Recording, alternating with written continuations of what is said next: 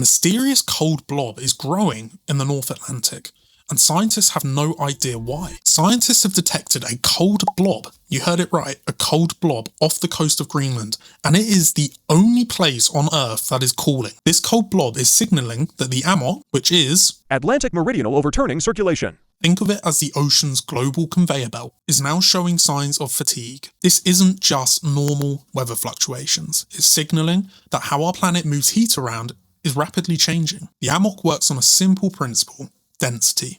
Warm, salty water from the tropics travels northwards. As it travels north, it becomes cooler, more dense, and sinks to the floor, which in turn pulls more warm water north.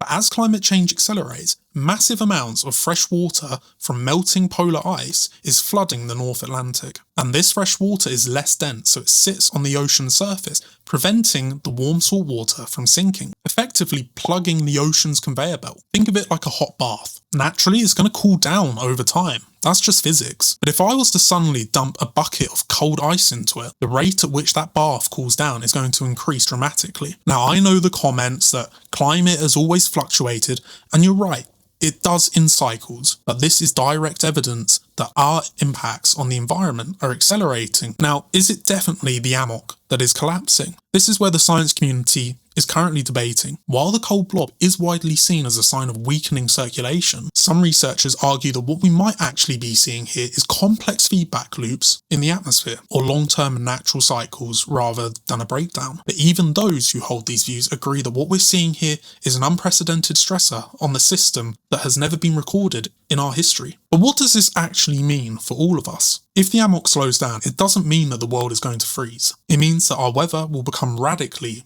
unstable. We're talking about massive shifts in rainfall patterns, which could dramatically disrupt agriculture, leading to food security issues.